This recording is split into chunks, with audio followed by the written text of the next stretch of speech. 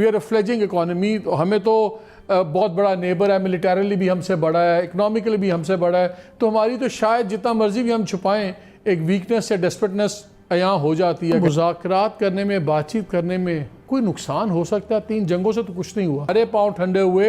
India is become the biggest importer of weapon. तो मेरा experience ही मुख्तलिफ है। आपने कहा कि जनाब वो इंडिया भाग गया, हमारे दौर में तो ऐसा नहीं हुआ, औरों को तो शायद ना पता हो, ये इंडिया नहीं भागा था, हुआ ये था। हम चाहते हैं कि हिंदुस्तान के साथ ट्रेड करें और हम खुश हैं कि लाइन ऑफ कंट्रोल पे जो हमारी अंडरस्टैंडिंग हुई है वो अभी तक होल्ड कर रही है। पाकिस्तान के पास इंडिया की बहुत बड़ी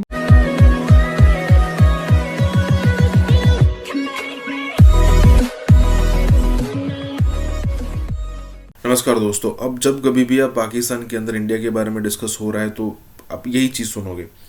हमारी 300 बिलियन के आसपास की इकोनॉमी है, इंडिया की 3.5-4 ट्रिलियन के आसपास की इकोनॉमी है, 10-15 गुना इंडिया हमसे बड़ा है, आर्मी इसकी इतनी बड़ी है, नेवी एयरफोर्स इतने बड़े है, उसका जीडीपी इतना, मतलब यही सारी चीज़ें। लेकिन कभी आप ऐसा नहीं सोचोगे कि भाई इंडिया के पाकिस्तान के पास 20-22 करोड़ की पॉपुलेशन है, इंडिया की 135-40 करोड़ की पॉपुलेशन है। हम अगर साथ में मिलकर काम करें तो कौन कौन से झंडे गाड़ सकते हैं, ऐसी कभी बात नहीं आएगी। कि अगर मान लीजिए कि इंडिया बहुत बड़ी मंडी है, वो कहते रहते हैं ना कि इंडिया बहुत मंडी है, बहुत बड़ी मंडी है, तो दुनिया इसीलिए यहाँ पर आती रहती है। मतलब दुनिया जो है वो झुकती है इंडिया के सामने जस्ट बिकॉज ऑफ कि उसका मिडिल क्लास बहुत बड़ा है, तो पाकिस्तान भी उसका बेनिफिट ले सकता है। ऐसी बात आप कभी नहीं सुनोगे, बस यही सुनोगे कि हमारे पड़ोस में इतना बड़ा कंट्री है और उसकी एक्सपेंडिचर डिफेंस में इतनी बड़ी है, तो हमें कुछ बड़ा करना पड़ेगा। इसी के साथ ये वीडियो शुरू करते हैं। लेकिन इस फरवरी में क्या हो रहा है? पाकिस्तान इंडिया सीज़ फायर पे एग्री कर जाते हैं। 2003 का जो मुआहदा था वो अचानक रिवाइव हो जाता है और उसके बाद अभी तक दोनों तरफ से ना कोई शेलिंग हुई है, कोई बॉर्डर वायलेशंस नहीं हुई, बड़ी अच्छी बात चल रही है। फरवरी 2021 के अंदर ही यूएई के फॉरेन मिनिस्टर आते हैं इंडिया में और बातचीत करते हैं। मार्च में एक बड़ी फेमस स्पीच सिक्योरिटी फोरम से करते हुए अपने chief of the army staff general Qamar Bajwa की चलती है, जिसमें वो कहते हैं कि जी बस अब पुराने माजी को दफन करें, आगे चलें और अब हमें इकनॉमिक कोऑपरेशन में सब कुछ करना। ये अचानक हो क्या रहा है?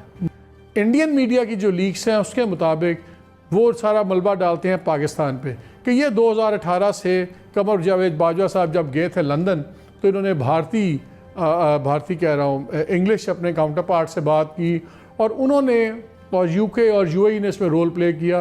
वो कहते हैं कि ये लोग बात करने छेड़ने पे आमादा थे, हम कहते हैं वो कर रहे। चले खैर, डजंट मेक ए डिफरेंस किसने शुरू की किसने शुरू नहीं की। फ़ौज का क्लियर इंडिकेशन आ गया है कि फ़ौज डायलॉग को सपोर्ट कर रही है, फ़ौज चाहती है और of the camera off the record हमारे से भी जितनी अस्करी क़यादत की बातें हो रही हैं वो भी एक चाहते हैं कि फ़िज़ा बने जहाँ पे इसकी पॉजिटिविटी की बात हो। क्या मुज़ाकरात करने में, बातचीत करने में कोई नुकसान हो सकता है? 3 जंगों से तो कुछ नहीं हुआ, क्या हम आगे बात बढ़ा सकते हैं? We are a fledging economy. हमें तो बहुत बड़ा नेबर है, मिलिटरीली भी हमसे बड़ा है, इकोनॉमिकली भी हमसे बड़ा है, तो हमारी तो शायद जितना मर्जी भी हम छुपाएं एक वीकनेस या डेस्परेटनेस यहाँ हो जाती है कहीं कहीं। बट हैविंग सेड दैट, हम भी न्यूक्लियर हैं, वो भी न्यूक्लियर है, लड़ाई ऑप्शन दोनों के पास नहीं है। किस तरह हम इस शक को निकालें कि we are not being load into another trap और दुनिया को दिखाने के लिए उसने कहा देखें हम तो इंडस टॉक्स भी कर रहे हैं, एक सेंस ऑफ नॉर्मलसी भी है, कश्मीर भी हो जाएगा, बाकी चीज़ें तो कर लें और जो चीज़ हम कहीं परे तो नहीं हो जाएंगे। India is become the biggest importer of weapon. उसकी कई वजूहात हैं, तो मेरा माइंडसेट और है, इसलिए मैं मैटर्स को और तरीके से देखता हूँ। नंबर 2, मेरा एक्सपीरियंस ही मुख्तलिफ है। आपने कहा कि जनाब वो इंडिया भाग गया, हमारे दौर में तो ऐसा नहीं हुआ। मैं at least I should know. If there are 2 or 3 people who know, I know that. President Musharraf knows that. Pakistani side पे then Foreign Secretary Riyad Mohammad Khan knows. औरों को तो शायद ना पता हो, ये इंडिया नहीं भागा था। हुआ ये था कि उन्होंने आना था अक्टूबर में और अक्टूबर में वहाँ 6 इलेक्शन हो गए बशमूल यूपी के। अच्छा, हमने गलती हमसे ये हुई, हमें क्या गलती, हमें कुछ स्टार्स में था कि हमने उनको डेट दे दी मार्च। उनका अगर अब आपने आया तो अपोजिशन एक्सप्लॉइट करेगी। हमें बात समझ आ गई तो हमने कहा अच्छा आप आ जाए मार्च में all hell lot let loose. जब प्रेसिडेंट का क्राइसिस हो गया और जब उन्होंने इफ्तिखार मोहम्मद चौधरी साहब को चीफ जस्टिसशिप के ओहदे से हटाया, तो पाकिस्तान में जो हालात थे आप अच्छी तरह जानते हैं। आप हैरान होंगे कि मुझसे प्रेसिडेंट मुशर्रफ ने पूछा, जब वो सारी तबाही आई हुई थी सड़कों पे, कि जी कसूरी साहब आपका क्या ख्याल है कि अगर वो अब मनमोहन सिंह आ जाए? तो मैंने कहा सर बिल्कुल ना बुलाएं। कहने लगे क्यों? मैंने कहा आज आप सोना कहेंगे तो ऑपोजिशन कहेगी ये पीतल है, और पाकिस्तान का मीडिया आपके खिलाफ है, पाकिस्तान की बार आपके खिलाफ है, पाकिस्तान की सिविल सोसाइटी आपके खिलाफ है, सड़कों पे निकली है। इसलिए ये बिल्कुल गलत टाइम है, जो हम कर रहे हैं यही हल है, आज नहीं तो बाद में हो जाएगा। तो इसलिए पहली बात तो यह है कि उन्होंने रिफ्यूज नहीं किया। मुझे ये समझाइए कि वहाँ पे अमित शाह, मोदी, डोवल, ये वो लोग हैं जो अपने आप को हिंदुत्व की तारीख में एक मुकाम चाहते हैं। ये पॉलिटिक्स नहीं, इनके लिए पावर में आना भी मीन्स टू एन एंड था। ये इलेक्शन जीतने के लिए नहीं कर रहे, इन्होंने इलेक्शन जीता था हिंदुत्व के लिए और पूरे इंडिया को उस पर ले आए। जो डोवल की डॉक्ट्रिन थी कि हर क्राइसिस का एक लाइफ होती है और उसके बाद आप क्रश कर सकते हैं, वो उसकी क्राइसिस क्रशिंग रिजल्ट्स भी मिल रहे हैं उनको कश्मीर में।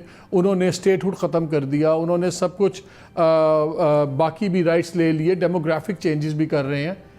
वो क्यों इस वक्त बात करना चाहते हैं? क्या वो ये चाहते हैं कि हमारे और हुर्रियत या दूसरी लीडरशिप है उनमें पहले जो शक व शुबहात हैं वो और बढ़ जाएं? Let's talk bluntly. आप ये कह रहे हैं, if I get it right, कि पहले फौज का व्यू पॉइंट और था, अब फौज चेंज हो गई।